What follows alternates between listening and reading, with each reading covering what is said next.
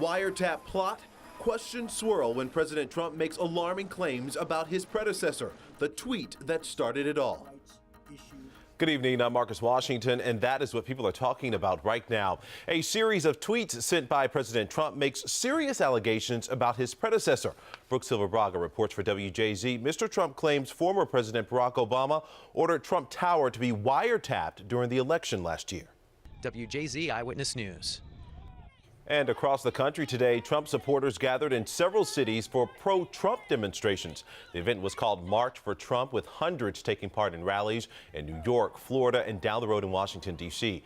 In some cases, supporters of the president were faced with protesters against Mr. Trump.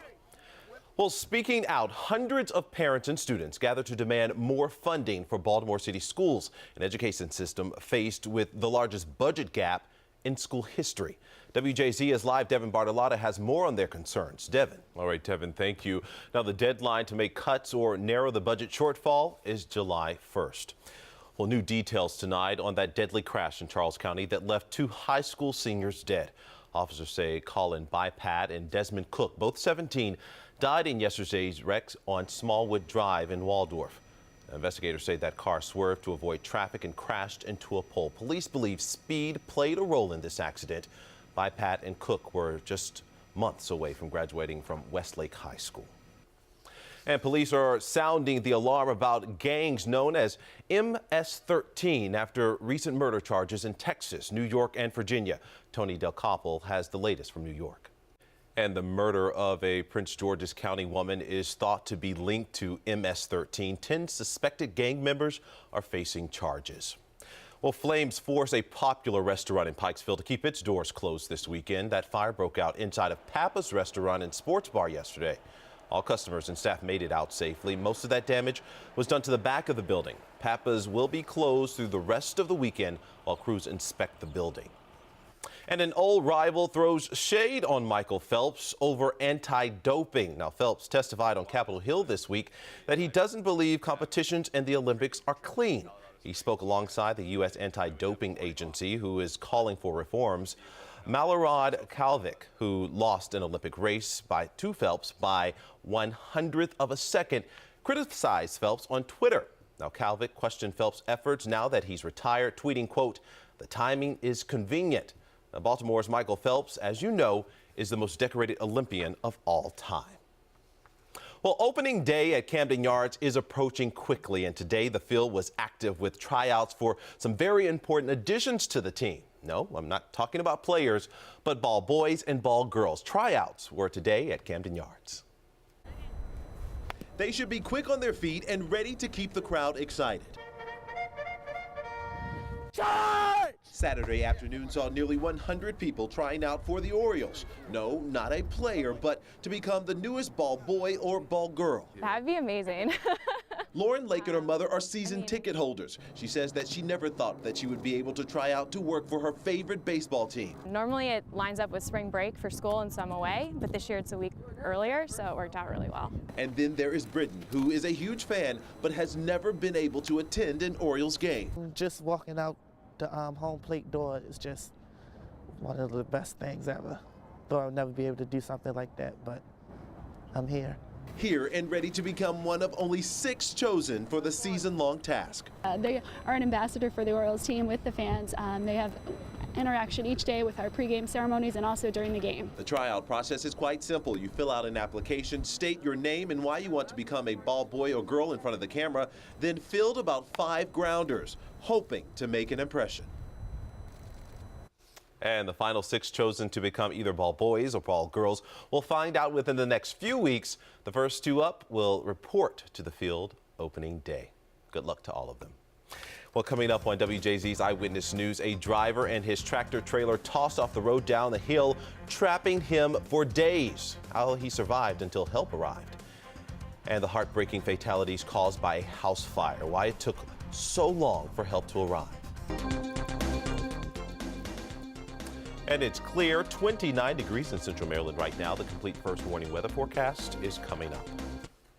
Well, nearly 3 years after Malaysia Airlines Flight 370 went missing, family members of those on board are holding on to hope that the wreckage will be found. Families have launched efforts to raise at least $50 million to pay for a private search. That plane disappeared on March 8, 2014, while flying from Kuala Lumpur to Beijing. 239 people were on board. The official search was suspended earlier this year. Well, tragedy in Massachusetts. Earlier this morning, a blaze claims the lives of a mother and her 4 children. Now, that fire broke out inside of a home in a small town of Warwick earlier this morning. 2 people and family members escaped that home, but 4 children and their mother were killed. Now that family and the community is trying to cope with the unimaginable loss. We lost a mother and 4 children. There was nothing we could have done different.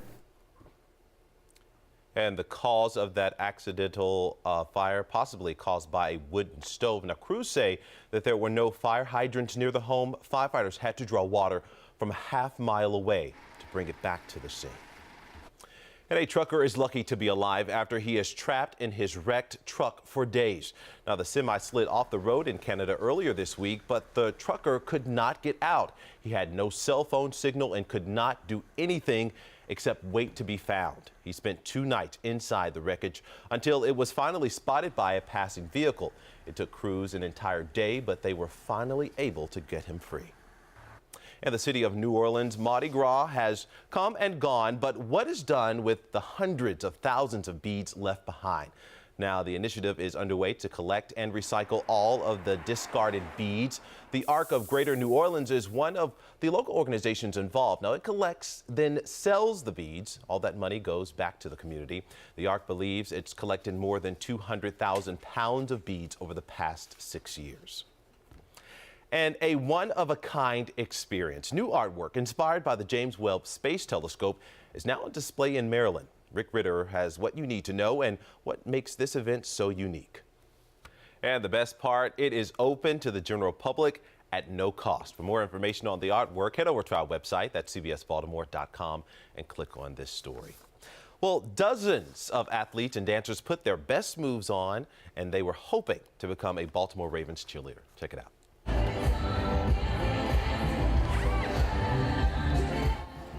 There you have it. Now, the Ravens hosted auditions this morning at the Mayor Club downtown for the 2017 co-ed squad. More than 100 men and women came out for those tryouts today.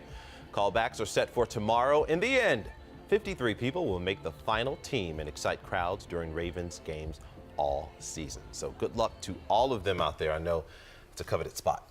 Yes, and a great day it was today to exercise inside. Yes. The sun was out, but it was cold. It was a gorgeous day, but we only made it to 41 degrees. So that's about 9 degrees below average for this time of year. Back to you. All right, thanks, Chelsea. And make sure you check in with Tim and Avajoy tomorrow morning on WJZ starting at 8 o'clock for the updated first warning weather forecast. And coming up next in sports. In tonight's Masson on WJZ spring training report, the Orioles face the Rays this afternoon in spring training action. The Birds beat the Rays by a score of 1-0 in Port Charlotte. For the next few weeks, the Orioles spring training lineup will have a different look. Sports director Mark Viviano has the explanation. All right, thanks, Mark. And the Orioles will host the Phillies tomorrow in Sarasota. You can see that game at 1 o'clock right here. Well, right on Masson. Well, in college basketball, the Terps wrap up their regular season schedule with a win at home against Michigan State. And we'll pick this up in the second half where the game was back and forth so much the lead changed 18 times with 7 seconds left. The Spartans make a big mistake setting up Melo Trumbull for the shot. He hits a buzzer beater 3 to give the team the 63-60 win over Michigan State. The Terps secure a number 3 seed in the Big Ten tournament and set their seniors out in style. And the Maryland's women team beat Michigan State tonight to reach the Big Ten title game. The first half belongs to Lady Terps' Shatori Walker-Kimbrough with 17 points on 6 out of 9 shooting. Maryland's Brianna Jones caught fire in the second half, scoring her career high 32 points in the second half. The final score, Maryland 100, Michigan State 89. The Terps play Purdue in the championship game tomorrow night. And local college lacrosse action as Towson traveled to face UMBC this afternoon. We pick this up at the end of the first half where Towson's Ryan Drenner scores his second unassisted goal of the day to give the Tigers a 4-point lead. The Retrievers cut into the lead in the third quarter when Max Haldeman scored After a Towson turnover, UMBC brought the game within 2 with a score by Mitch Howell, but Towson managed to stay ahead and pulled out the win. Final score 8-6. And we'll be right back. Well, hundreds gathered tonight dressed in black to raise money for a great cause. The 28th annual Penmar Black Tie Gala was held this evening at Hunt Valley Inn. Now, auctions at the nonprofit event raises money to support people with intellectual and developmental disabilities in Maryland and Pennsylvania. The goal was more than $500,000. WJZ's, as you see right there, Mary Bubala was the MC for the evening, which kicks off National Developmental Disabilities Awareness Month. Stay with us. We'll be right back. Hey, Mary. That's our report for tonight. Be sure to watch Tim and Ava Joy tomorrow morning on Eyewitness News beginning at 8 o'clock. For Chelsea, I'm Marcus Washington. Thanks for watching. Have a great night. I'll see you back here tomorrow. Blue Bloods coming up next.